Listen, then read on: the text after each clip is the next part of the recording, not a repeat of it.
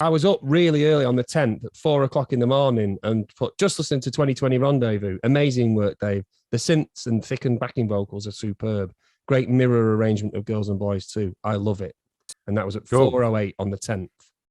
Yeah, so I would have been well and truly up and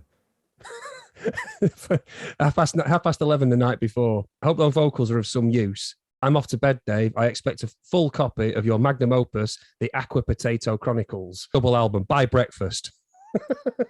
And what did I send over? Just that loop. No, you sent the finished song, obviously, you dick. I'm trying to find the original loop that I sent over. It's not here. There is a lot of you weren't getting much sleep. Obviously, Flossie was quite young then, and I was getting up with her early in the mornings, and she'd fall asleep downstairs. And I got loads of sleep. It was just during the day.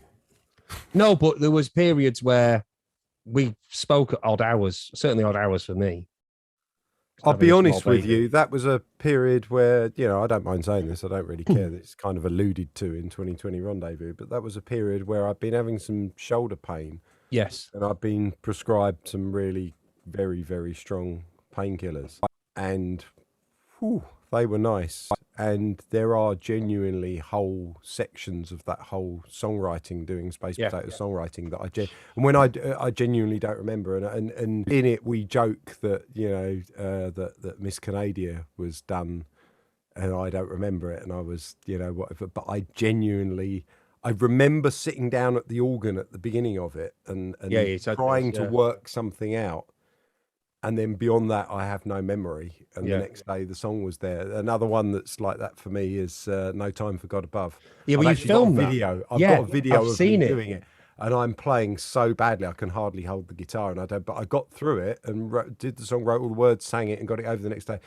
I have honestly no memory of that at all. I think the bulk of the songwriting, apart from the odd thing, was done in about 2 weeks or 10 days or something. It was bounced. There's that. Right. What about this one? Well, I was going to bring us on to the next little bit, because I think it was all done. It was clearly all done by the time we did the filming on the 31st. It was, because talking about Saucebox was open. And I remember walking up the street from Saucebox just before it opened and you telling me, Second Sight's amazing, but I thought it was the story that's in the documentary was a real story where you went, because of the sample rate issue, you were really annoyed with me. You were like, this song's a fucking dirge. Real.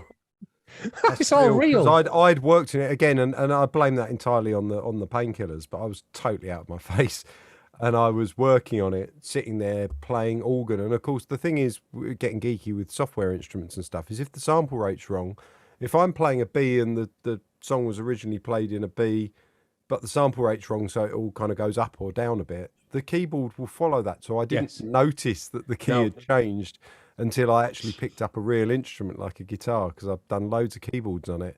And then I realised, change the sample rate, and it just went so low in tempo. It was just like, and I sat there going, no, we need to redo this again. This will only work fast. This is horrible. This is fucking horrible. And I sat there, and I wasn't angry with you.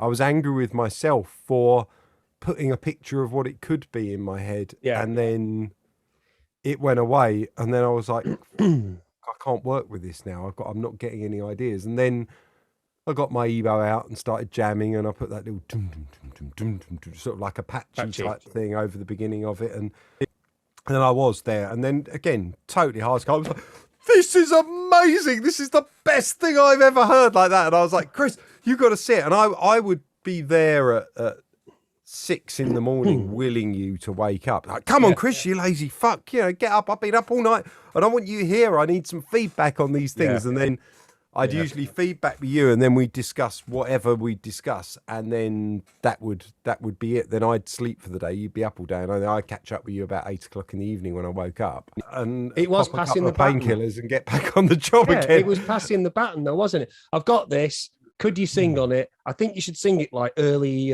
No, sorry. I think you should sing it like Ian Brown. It should be that whispery kind of whatever the melody was that you sang to me, and I said, no, to me, it kind of, I can hear Leisure era Blur, sort of. And even though it's based around a kind of Tracy Jacks, the staccato guitar part or whatever, it straddles many eras of Blur, that song, and that's another good example of a collaboration. But I think that me waking up, and you said, I've done this, what do you think to this? And then sort of do things in the day while you're asleep, and then you wake up and I've sent you something over. That happened several times. There was this back and forth. And I've never been in all my 44 years on the planet, I've never been so excited about a creative process as I was during that period in October, because my God, it was every I play it to Jenna, listen to this, what Dave's done. And she'd sit there and go, wow, that's brilliant. You know, it was just superb. It really, and to be honest with you, when you phoned up that night and said, listen, I've had an idea. I was talking to Matt Miller and he brought up the subject of, it's the Brian Pern, I think it's called like A Life in Rock or something. And it's basically Simon Day, who I love, Paul Whitehouse, who I love, and Philip Pope, who played Tony Angelino, the singing dustman in Only Fools and Horses, you know, Quine, that guy. And Nigel Havers is in it. And there's all these various people in it, comedy people, and it's written well and stuff.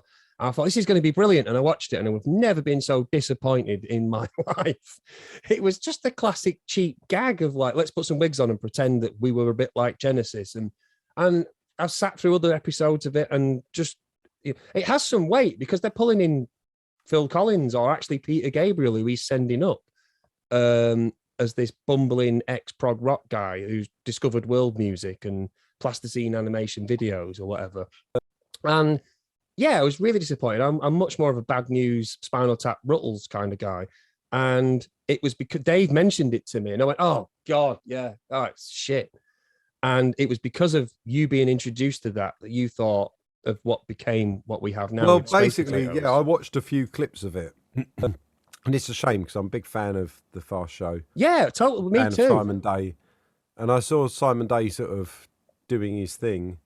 And I just looked at it and thought, God, this isn't good at all.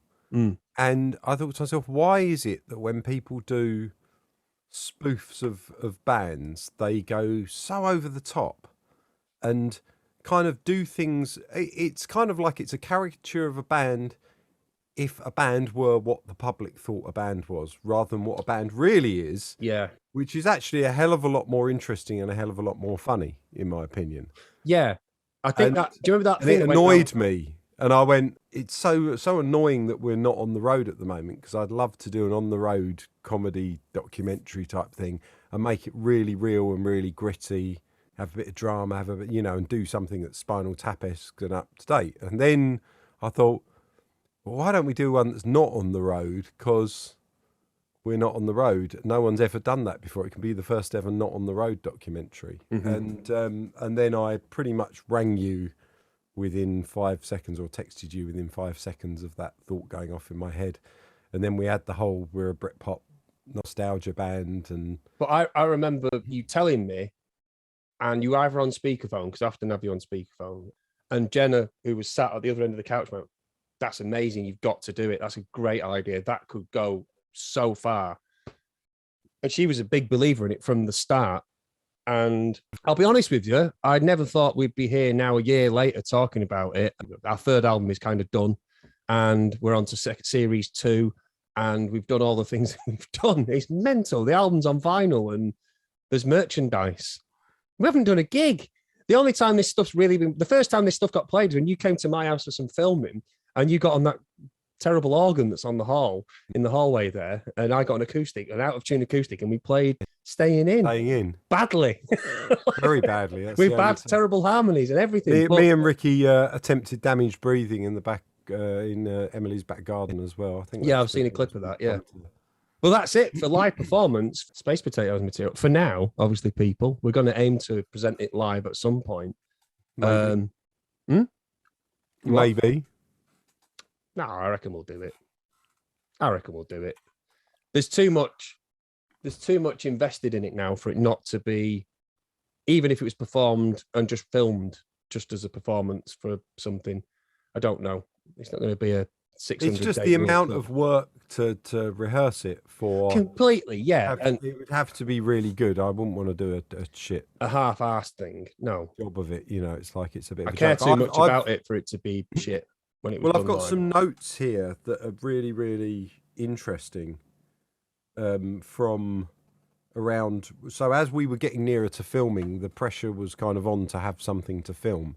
And it's all very well us Yeah. going, we got this idea for a thing, which is great. And it sounds like a lot. And when you actually put it down and say, right, what does that cover? You've got a cozy 5 minutes, Yeah. of material. And suddenly it was like, right, we really need to flesh this out. And I think I felt a certain panic that we had this filming book to no ideas, like proper ideas.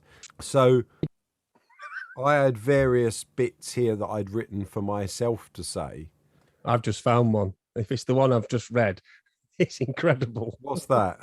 Go on, you do yours just in case. Well, I you tell me what it is, because it might be something I typed into the thing. I'm looking through my notes on my phone. I love Chris to bits, but deep down, you've got to doubt the guy's genius when the only hit song he wrote predicted the EU would be seen as a utopian dream and 2020 would be a great year full of partying. On the other hand, it's just that life gets shittier and then you die. Sing about it. You'll never go wrong. That's fantastic.